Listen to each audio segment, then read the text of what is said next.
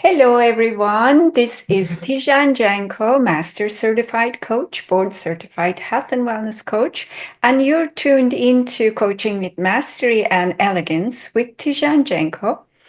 Today, I have such a privilege and joy to host one of my colleagues, Pam Aks. Welcome, Pam. How are you? Oh, Tijen, it's so great to be with you. I'm great. Thank you. And thank you for having me. I'm super excited. I'm joyful. We're gonna geek out together. Yes. And it's no secret that I love the science in coaching, and you are director of the program for executive coaching in UT Dallas, and also delivering the courses around that. So, is before we start, though, how would you like to introduce yourself to our audience? That's a fantastic question. And oh my goodness, I will say this, I have always been fascinated by the brain and thought patterns that get in our way of taking action or making positive changes. And that curiosity led me to coaching 20 years ago. When I stumbled upon UTD, actually, a colleague referred me to Teresa. And when I found out that we're actually using some of the neuroscience and the psychology of coaching, I was over the moon, absolutely over the moon, because that's what I specialize in, neuroscience informed mindset coaching. Hmm, So yeah, it's a fascinating world to be involved in. And beautiful. And you already gave um, cues to our audience if they were paying attention. Neuroscience and mindset. So, in your terms, how would you like to define them for our audience, for those of the people who are familiar and those of who are not?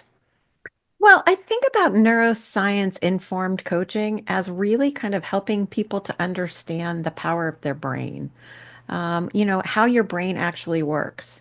And I have found that to be really helpful when it comes to demystifying the thought patterns that we often have, like imposter syndrome, or overthinking or second guessing. And so, when I think about mindset, I also think about the things we think that ultimately impact how we feel and what we end up doing or not doing. And of course, you and I've talked a little bit about neuroplasticity, and that's something I totally geek out on. Yes. Yeah. Do you also want to define that for our I audience? would be happy to. I think neuroplasticity is probably one of the most amazing things we've learned about the brain. It simply means your brain is constantly changing. It's not static, and it rewires itself based on what you think about, what you focus on, and what you practice. So if someone's stuck in that thought loop of self-doubt or overthinking or imposter syndrome, it's not because there's something wrong with them. Their brain has just gotten really good at running those patterns. And the great news is those patterns can be changed. And that's where neuroplasticity comes in. Mm. When we make intentional strides to change and practice different things, we literally rewire the brain to support a more helpful, empowering way of thinking about things. And I think that's where coaching comes in, because when our clients are meeting with us and we're helping them to create that beautiful awareness, we're actually helping them rewire their brain. Absolutely. So, obviously, having the bachelor's in electronics engineering and designing robots to start my career with, I understand what rewiring is, but let's just help our audience if they are not so familiar. So I often say that when I'm speaking about this topic, that the culture is a beautiful thing. We all love, oh, I'm Spanish, I'm Italian, or Mhm. whatever. It's good thing and a bad thing on the one side. It's one thing is lovely. We connect through it as a language to connect and appreciate, but also we learn to repeat the patterns our ancestors did. Yep. And if somebody learned to do the backhand in a wrong way, we're all doing it the same way and never questioning it, right? Right. And what in my way of describing that rewiring is first one needs to recognize that, Yes. right? Oh, Yes. I have a Yes. bad learned way of the backhand. And so then now I recognize that. How do I cognize in a right way to help me out? And Yeah. that's what we're, at least in my determination, I explained the neuroplasticity and rewiring. What would you like to add to that? Oh, I think you summed it up beautifully. I think it really is recognizing. And that's the first part of it is being able to create that awareness and recognize when we are doing the backhand in a, in a In way the that wrong is not way. correct. And being able to come up with strategies and solutions or experimentation, if you will, to change that and to change the way we perceive it and the way we look at it and the way we feel about it so that we're actually learning what works and what's the right way. So I think you described it beautifully. Yeah. Thank you. Thank you. I mean, I Yeah. think that there are, everything has some level of benefit. Even some Absolutely. could be a little bit self-deteriorating than others. Little. But then we can talk about it in two parts, right? One is how one, whether they are a coach or they are receiving a support of a coach or not, Mhm. become aware um, that, oh my goodness, I've learned the backhand in a wrong way. What do I Mm. do now? And how Mhm. do we even, first of all, you need to have some interest in that, right? And how Right. to recognize that. And then we can talk about the coach's strategy, Sure. neurologic approach strategy. So, where do you want us to start with? I think one of the best places to start is probably from a coach perspective, since you and I are both coaches, Yeah. helping, how do we help our clients to see, the patterns or the stories or the beliefs or those limiting beliefs that maybe they adopted from somewhere else that Mhm. aren't even theirs, but Yeah. have become so ingrained that they've been on autopilot. And then the client is sitting there thinking, I don't understand why I can't do something, or I Mhm. don't understand why every time I think about, achieving something that matters to me, I just can't seem to create forward momentum. So Yeah. that would probably be someplace fun to start. Absolutely right. And this is where I say to my students that you could actually retire with the same topic with the same client. Keep coaching them the rest of the time if you're not doing sustainable and Yeah. transformative coaching, right? Yeah. Right. Right. Because you can find strategies around the issue, but they are work around. They Right. don't necessarily transform that into a, as you said it, new wiring, new behavioral patterning, Yeah. right? Yeah. So then, in another thing that just came to my mind, Pam, that I often say, I do a lot of self work. Yes. And that helps me to Yes. pinpoint patterns because I saw mine, now I can see yours and raise Yeah. one. Yeah. Yeah. No, and I'm right there with you. And I'm so glad you said that. I think, as coaches, it's important that we walk the walk, not just talk the talk. Mm, And, I would never ask my client to do something that I haven't already tried myself or support my client in doing something that maybe I haven't taken a look at. And I think doing some self work is super important. I also yeah. think that, evolving as people by doing that self work just makes us better coaches. Yeah. Absolutely. And Yeah. another point that is important to state here is that if we haven't done our work, we wouldn't recognize that pattern is a disabling Yes, pattern, right? Because absolutely. we're going to think, oh, nothing wrong with that. So, Yeah, we've just missed right there. And so absolutely. in order that patterns to become visible, we need to be in a position to observe. Like that's where you brought forward that concept of mindset, right? We Absolutely. need to be able to see that level of patterning and then support somebody Absolutely. in the same. Absolutely. So, what strategies do you want to share for the coaches to Oh see gosh. and transform? Yeah. I love that question. I think, that's a really great question because neuroscience doesn't need to be anything that's complex to be powerful. And I think, if I were to share three top things that would help bring that neuroscience insight and that neuroplasticity into coaching, the first one would be all about pattern disruption. Mm, What you just said about helping our clients to recognize when they're stuck in an old loop and gently interrupt it. For example, if they tend to spiral into self-doubt before a big step, helping them to pause and ask, what resources or strengths do I already have to support me here? Because as humans, and as there's a neuropsychologist by the name of Dr. Rick Hansen, he's really fond of saying, we often overestimate our challenges and underestimate our resources. So if mm, we can disrupt that pattern with understanding, I have some resources available to me, that can be very beneficial and extremely powerful.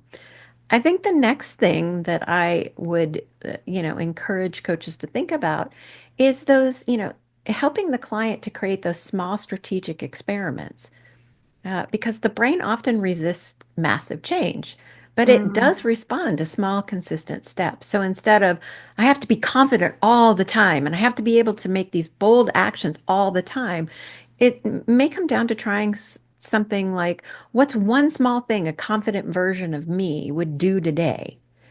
And framing it as an experiment, because experimenting lowers that pressure and has a tendency to activate curiosity, which is mm. especially helpful for those of us who are perfectionists. I'm not naming names here. Nobody is here.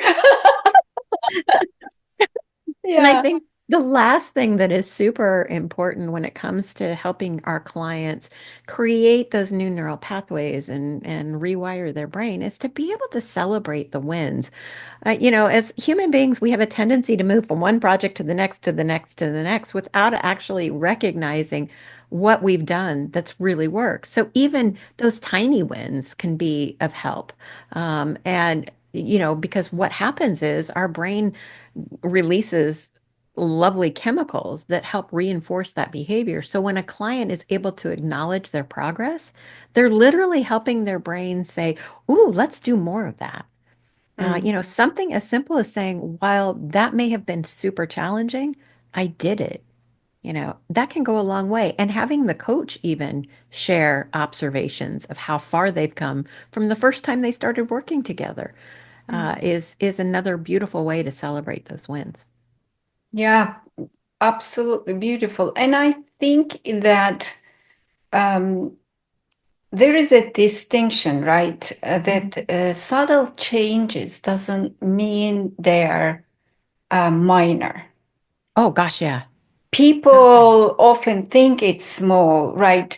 As a geek and a mindfulness yoga teacher, Hmm. I know that often we say it in yoga, it takes 90 days to form a behavior Yeah. and dislodge the behavior. People come to chemistry sessions, they're asking me, oh, how often do you think we're going to meet? I say, it depends. Are we unlearning or learning, right? Unlearning takes longer time. So one of the things I say from Dr. Seligman's work that just to stop when the thought comes in and just to do something physical to make you stop seems like a very small thing, but it is a beginning of unwiring and rewiring that you Yes. talked about, right? Yes. Recognition, stopping the flow, not engaging with that thought, recruiting, not being Yes. recruited by the thought, right? Absolutely. Absolutely. Absolutely.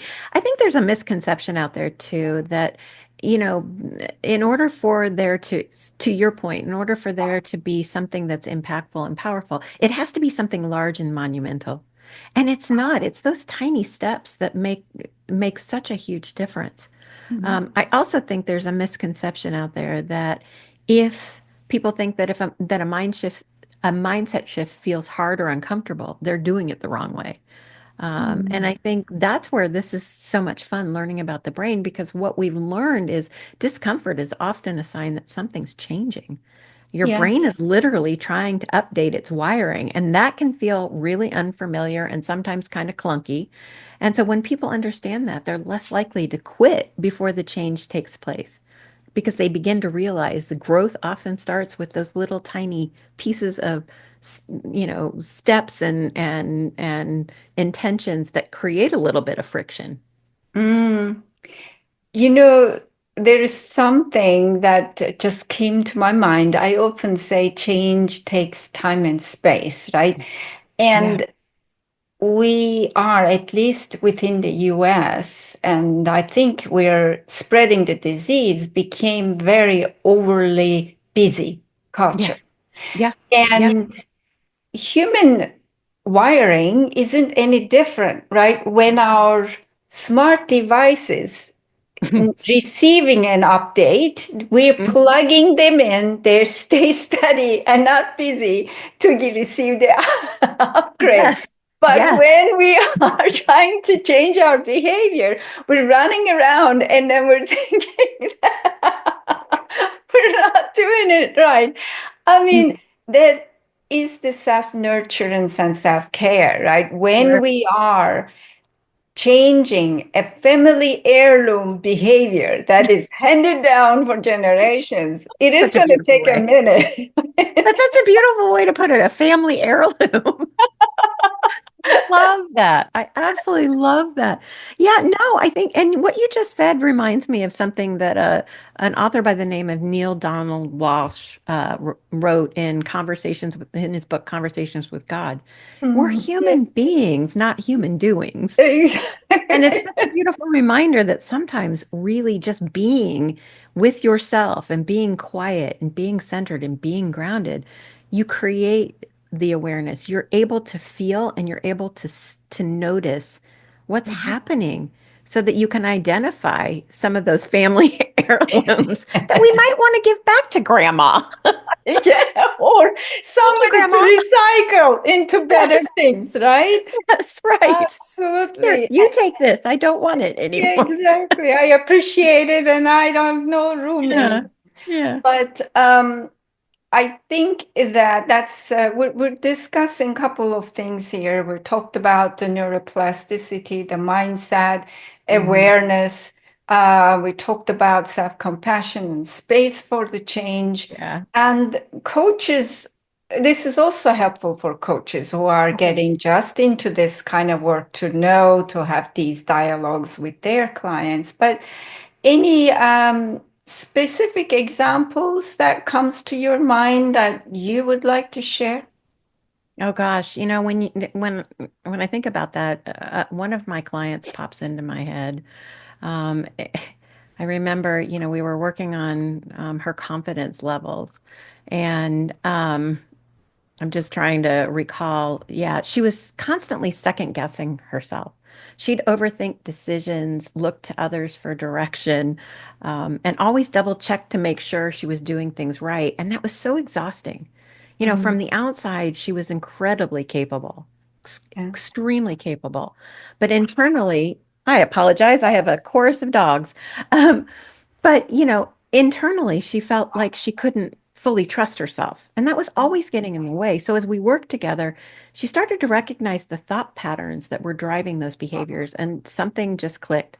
She realized Mm, there wasn't anything wrong with her. She had just internalized an old, outdated survival mechanism, that family heirloom that you so beautifully put, that belief system that wasn't even hers to begin with. And yeah. so we used some neuroscience informed strategies and coupled with some coaching to really help challenge those patterns and create new Mm, ones. And so she started collecting evidence of her own capability, and she started practicing making decisions without over relying on other people's input. And over time, just those small shifts started to help her feel more confident and rewire her brain. And yeah. it wasn't an overnight transformation, but it was something that she did and stayed committed to, and it was lasting. And eventually, the second guessing wasn't her default anymore. She ultimately came to really trust herself and knew in a very grounded way that she had what it took to make those great decisions. And that's what came to mind when you asked me that great question. Yeah, that's a beautiful example. Thank you for sharing that. It also made me think another metaphor that maybe our audience will find it helpful. These family heirlooms are like a major highways, right? And then when we are looking to rewire, that new connectivity is going to be like an off the beaten path, Yes. trailblazing road. And you Yes. gotta, more you go through that, then you become, make that a highway and forget the Absolutely. other one. So that's why it takes a little bit, takes a minute to Takes a shift minute. it. A little minute. And for everybody that minute is a little different. For Mhm. some people they get it really quickly, and for others it takes time and it takes patience and self-compassion and support. So Yeah. yeah. And Yeah. I think that as you're bringing this forward, multiple factors can affect, right? The one is how much one rewires, right? Then you become skillful in rewiring the Yes. self and others, help others. And another one is the supportive environment we often talk about. If Mm. you think about an addict that's still hanging out with the addicts, then like addiction could be being addicted to self doubting the self, and Oh your yeah, whole family is the addicted to that behavior. You're gonna keep carrying that. So absolutely. right, there are multiple factors that are going to affect that. It's such a wonderful and fun conversation with you, Pam. As we're bringing this to close, anything that we haven't discussed in this topic that you wish to share? Oh gosh. Yeah, there's a couple of things actually, but I think I'll leave it with one thing. I keep coming back to this again and again, and I think both in my own life and in my coaching practice, our brain is wired to seek safety, not success. So it Mm, will often hold us back, not because there's something wrong with us, but because unfamiliar territory just feels really risky. And that's just your brain doing its job trying to keep you safe. And mm, so I think what's really important to remember, the change doesn't happen by waiting for the fear to go away. It happens when we decide to take the next doable small step, even if that next step is shaky. That's how we build momentum. That's how we rewire our brains and create more confidence. So we don't have to feel totally ready. We just have to start where we are and experiment and course correct and be bold enough to be in motion and mm. trust that every small move forward is rewiring our brains for success. What a beautiful thing to share. It makes me think now also being compassionate to our Mm, faculties that way, because yeah, yes, the behavior may be a family heirloom, but there was a reason for the first person that did it. absolutely. And that was some kind of, as you said, it probably safety strategy or some kind of strategy to support the self. So if we don't appreciate whatever it was, it will be harder to shift. Yeah. Yeah, beautifully said. And Yeah. absolutely. I mean, Yeah. some of the stories and the limiting thoughts that keep us safe date back to our prehistoric ancestors. And so Mhm. they're encoded. And so Yeah. we just have to recognize that and be compassionate with ourselves and with others too. Yeah, absolutely. I Yeah. often ask, whose fear is it anyway? That's such a great question. How many Who's is it? generations? Where'd it come from? Is that yours? Exactly. Yeah. Oh my goodness. Yeah. Yeah, it's beautiful. Absolutely Yeah. beautiful. Thank you, Pam. So, if our audience are interested in finding you and benefiting from your services, how would they go about doing that? Oh my goodness. Well, they are always welcome to join me on LinkedIn and search for me by name. I am there often. Or they can hop on over to my website at what'swithinu.com. And that's either YOU or the letter U. Either way, I'll get to that website. And I answer all my emails. I answer all my comments on my blog post. I'm always available that way. Yes, I can attest to that. You are a great communicator. Why? Because you usually get a response right away. I don't understand. Well, yeah, it's been such a joy to have you Um, here, Pam. my And pleasure. yeah, thank you for this discussion. And our audience, if you missed in the beginning, you've been tuned into Coaching with Mastery and Elegance with Tijen Genco.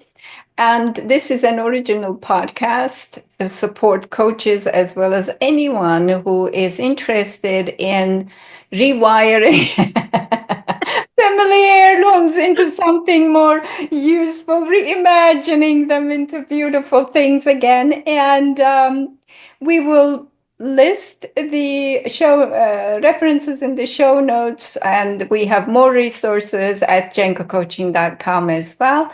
And remember to subscribe to the show and share the goodness. Thank you. Thanks, Pam. Oh, it was my pleasure. Oh my God, I love that family heirloom. God, that was brilliant. Just brilliant. Thank And you.